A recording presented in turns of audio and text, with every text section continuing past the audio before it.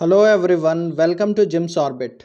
I am Ashutosh Dutt Mishra and in this video session I am going to do the sixth poetry from your book First Flight, that is Animals, written by Walt Whitman. तो हम इस video session में इस poetry को पूरी अच्छे तरीके से समझने वाले हैं. We are also going to discuss the literary aspects of the poem, and in the last section of this video we will discuss some probable question and answer, or you can say some sample question and answer as they are asked in your examination. So हम इस poem को बहुत ही अच्छे तरीके से समझने वाले हैं. So let's have an introduction to the author. देखिए ऑथर जो है इसके वो है Walt Whitman. He is an American poet और एज वेल एज इनकी एक और जो पहचान है वो सोशल पहचान, he is a non conformist. Non conformist कहने का मतलब ये होता है one who doesn't believe in the tradition और द आइडिया ऑफ गॉड. तो सोशली भी ये नॉन कन्फर्मिस्ट थे. अगर आप लिटरल एस्पेक्ट से देखें, लिटरेचर के भी पॉइंट ऑफ व्यू से, तो भी ये नॉन कन्फर्मिस्ट थे. मतलब जो ट्रेडिशन चला आ रहा है उसको फॉलो नहीं करना है, उन्हें जो सही लगता है वही करेंगे. He is a nonconformist. He belongs to 19th century. तो 19th सेंचुरी आपका मॉडर्न एज नहीं होता है, उससे पहले 19th सेंचुरी रेफर्स टू 1800 से लेकर के आपका 1800 to 1899.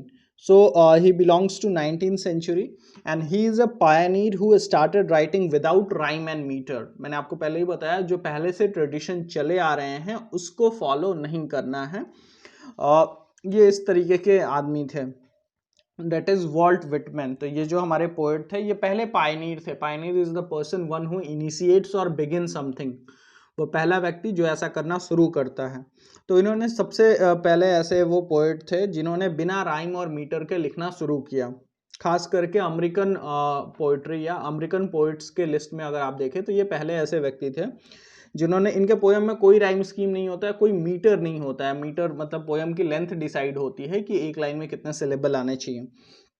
So he was the first poet to write in free verse. तो ये पहले ऐसे पोएट थे जिन्होंने फ्री वर्स में लिखना शुरू किया. मतलब इनकी पोइट्री में कोई राइम स्कीम नहीं होता था, कोई मीटर का बाउंडेशन नहीं होता था. तो क्लासिकल पोइट्री से काफ़ी डिफरेंट होती थी. And so this is the basic information about Walt Whitman. आपको इतना याद रखना है, is an American poet and a non-conformist who belongs to 19th century, and he was the pioneer who started writing without rhyme and meter. Means his most of the poetries are written without any rhyme, and you can say his most of the poetries are written in free verse. अब देखिए इस poem में जो हम लोग पढ़ने वाले हैं, the poem that is animals, here he has presented A contrast between the nature of human and animals.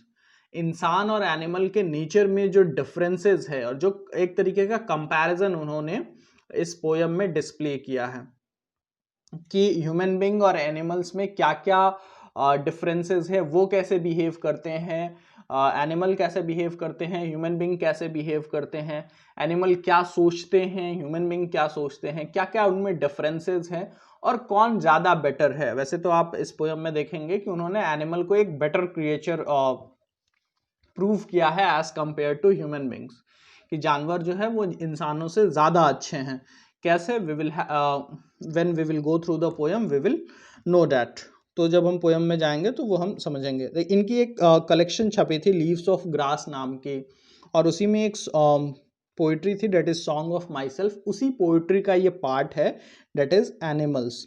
तो animal is from his work song of myself that was published in the book leaves of grass. ये उन्हीं की बुक थी, that is Walt Whitman की book. तो ये आपको थोड़ा सा याद रखना है क्योंकि ये आपको ऑब्जेक्टिव क्वेश्चन में पूछता है कि एनिमल्स जो है वो कहाँ से लिया गया था. तो it has been taken from the book leaves of grass and from the poem songs of myself, from his work songs of myself. तो now we will move on to the poetry. अब देखिए यहाँ पे ये आपको exact जो original text है poetry के वो यही है. I will just explain it for you. I think I could turn and live with animals. They are so placid and self contained. I stand and look at them long and long. They do not sweat and whine, without about their condition. They do not lie awake in the dark and weep of their sins. They do not make me sick discussing their duty to God. Not one is dissatisfied, not one is demented with the mania of owing things. तो देखिए वो क्या बता रहे हैं इसमें। पहले वो क्या कह रहे हैं, आई think I could turn and live with animals. यहाँ पे ये जो टर्न वर्ड है ये किस लिए वो कह रहे हैं कि बिकॉज देखिए जो कॉन्सेप्शन है वो ये है कि ह्यूमन बींग्स भी पहले एनिमल्स थे और धीरे धीरे हम ह्यूमन बींग में ट्रांसफॉर्म हुए हैं। जो हेरिडिटी एंड इवोल्यूशन आपने पढ़ा होगा, तो ह्यूमन बींग का जो इवोल्यूशन है, हम पहले एनिमल्स चिंपैंजी लोग बताते हैं या फिर जो एप्स हैं उनके वंशज माने जाते हैं हम। तो इवोल्यूशन की थ्योरी जो ह्यूमन इवोल्यूशन की थ्योरी है उसके अकॉर्डिंग ह्यूमन बींग्स पहले एनिमल्स ही हुआ करते थे। तो वही वो कह रहे हैं कि I think I could turn and live with animals, कि वापस से मैं वहीं चला जाता या I could turn back to my previous era, और उस एरा में पहुंच जाता जहां पे हम खुद भी एनिमल्स हुआ करते थे। And I will live with animals, मैं जानवरों के साथ रह पाता। They are so placid and self content. और ये ऐसा क्यों कह रहे हैं? बिकॉज एनिमल्स आर सो काम and peaceful and self content. Self content कहने का मतलब ये है उन्हें बहुत ज़्यादा सेटिस्फैक्ट्री होते हैं, उन्हें बहुत ज़्यादा दूसरों से मतलब नहीं होता है। They are well satisfied creatures, तो बहुत ही सेल्फ कंटेंट होते हैं। I stand and look at them long and long, और इसी वजह से जब वो एनिमल को बहुत देर तक खड़े होकर के देखते रहते हैं। देखने का मतलब ये है कि he is thinking about these things, कि ऐसा पॉसिबल होता कि वो वापस से एनिमल बन जाते। क्यों बन जाते? यहाँ पे पहले स्टैंजा में सिर्फ और सिर्फ एक ही कारण बताया है उन्होंने, दो कारण आप कह लीजिए। They are so placid and self content. क्यों? Because animals are very peaceful creatures, very calm creatures, they are self content, they are well satisfied creatures, उनमें dissatisfaction का content नहीं होता है। तो that's why the author, the poet Walt Whitman also wants to be an animal, तो वो खुद भी एक एनिमल बन जाना चाहते हैं। फिर आगे वो क्या कह रहे हैं? In the second stanza, they do not sweat and whine about their condition। ठीक है, स्वेट तो एक तरीके से स्वेटिंग जो होते हैं, एंड वाइन इज क्राइंग, हालांकि ये मेटाफोरिकल यूज है, हम देखेंगे इसको। दे do not sweat and wine about their condition, they do not lie awake in the dark and weep for their scenes. ये दे जो है वो बार बार किसके लिए आ रहा है? They has been used for the animals. तो वो क्या नहीं करते? They do not sweat and whine, means उनका जो नेचर होता है वो क्राई और कंप्लेन का नेचर नहीं होता है। Sweat and whine refers to cry and complain. तो ऐसा नहीं होता है कि वो हर बात पे रोते रहें कि मेरे पास ये नहीं है, मेरे पास वो नहीं है, ये नहीं हो पाया, वो नहीं हो पाया। ठीक है, these things can't happen, I am lack of these things. तो इस तरीके का कोई भी कॉन्सेप्शन एनिमल्स के साथ नहीं होता है। दे do not sweat and wine about their condition, कि मेरी ही कंडीशन इतनी खराब क्यों है। ठीक है, उन लोगों की लाइफ बहुत अच्छी है। तो एक जो पहला तो डिससेटिस्फैक्शन वाला भी कॉन्सेप्ट आ रहा है। दे do not cry and complain, एक बहुत सारे ह्यूमन बींग का ये नेचर होता है, कंप्लेनिंग नेचर, कि why I am not so rich and why I have been suffering from all these kinds of problems। तो ये why me वाला जो concept है कि मैं ही क्यों, this is the nature of a human being। Animals के साथ ऐसा नहीं होता, उनके साथ कोई प्रॉब्लम भी होती है तो दे do not sweat and wine, they do not cry and complain about their condition. Okay, they do not lie awake in the dark and weep for their since. ऐसा भी नहीं होता है कि वो रातों को जग करके और अब उन्होंने जो भी गलत किया है उसके लिए वो रोते हैं। एक तरीके से they regret for their wrong doings. Since कहने का मतलब अपने पाप या अपने रॉन्ग डूइंग्स की वजह से। ह्यूमन बींग के साथ ये होता है मोस्ट ऑफ द टाइम, कई बार अगर उन्होंने बहुत कुछ गलत किया है अपनी लाइफ में तो they didn't get good sleep, उन्हें रात को अच्छी नींद नहीं आती, and they almost regret or remorse for his or her wrongdoings। But animals do not do that। Animal ऐसा नहीं करते हैं कि वो रातों को जग करके एंड दे आर रिग्रेटिंग और having remorse on some wrong dates.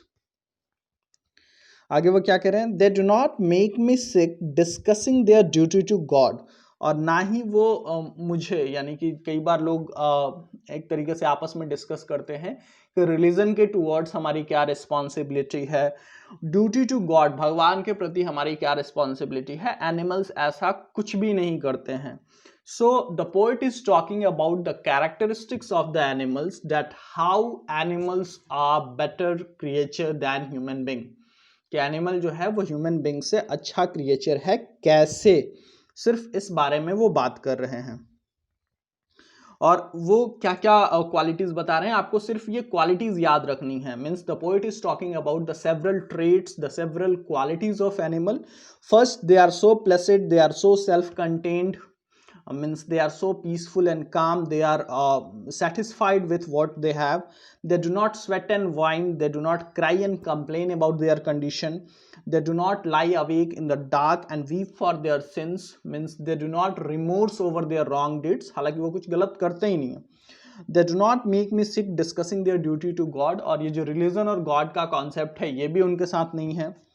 Not one is dissatisfied, एक भी ऐसा जानवर, एक भी ऐसा एनिमल नहीं है जो डिससेटिस्फाइड है। Not one is demented with the mania of owing things, demented भी एक तरीके का मीन्स ये जो पागलपन है, मैडनेस, ठीक है, और mania is also madness. Not one is demented with the mania of owning things, तो कोई भी ऐसा नहीं है जिसे ये पागलपन सवार हो कि और ज़्यादा से ज़्यादा मेरे पास फिजिकल प्लेजर हो और ज़्यादा से ज़्यादा चीज़ें मेरे पास, I own most of the luxurious physical things, especially ज़्यादा से ज़्यादा फिजिकल लग्जरी मेरे पास हो, जैसे ये कार हो, ये चीज़, जो भी लग्जरियस चीज़ें हैं, something which is physical which are luxurious which provide some comfort to our life, चाहे वो आपके लिए एक बहुत ही लग्जरियस कार हो या कुछ भी चीज़ जो आपको कंफर्ट देता है, आपके कमरे में एसी हो, ये जो चीज़ों को ओन करने की जो टेंडेंसी है ये ह्यूमन बीइंग के साथ है, एनिमल के साथ ऐसा नहीं होता है। नो वन इज डिससेटिस्फाइड, कोई भी ऐसा एनिमल नहीं है जो डिससेटिस्फाइड हो।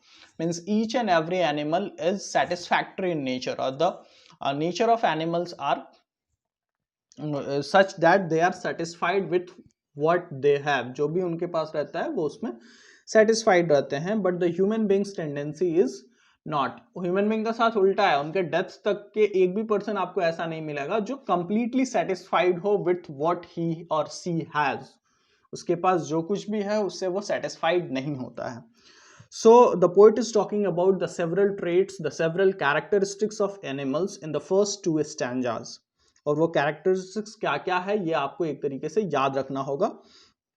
Just note down these words also, Placid, self content, sweat and white, sweat and wine, weep for their sins, and duty to God and dissatisfaction. So these are the keywords that you must remember for the traits of the animal that the poet Walt Whitman is talking about. Now moving on to the next stanza. आगे वो क्या कह रहे हैं? Let's discuss the literary aspects in these 2 stanzas. In 2 stanza का literary aspects क्या है वो भी देख लीजिए। देखिए 2 ही चीज़ें हैं, एक तो एनाफोरा इस्तेमाल हुआ है।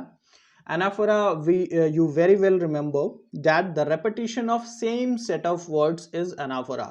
एक ही सेट ऑफ वर्ड्स अगर एक से ज़्यादा बार रिपीट होते हैं तो वो आपका एनाफोरा है। यहाँ पे आप देख लीजिए, they do not, they do not, they do not, it has been used thrice in this stanza. Stanza में 3 बार यह इस्तेमाल किया गया है। So you can easily notice the use of anaphora in the second stanza. Clear? They do not.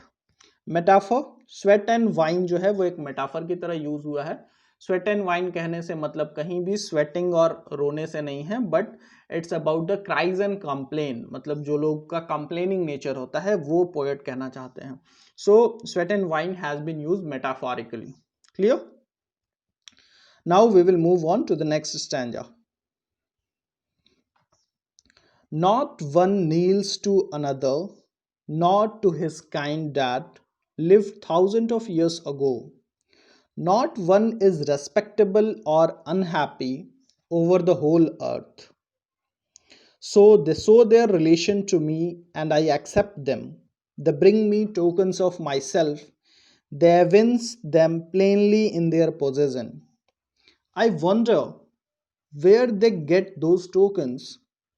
Did I pass that way huge time ago and negligently drop them?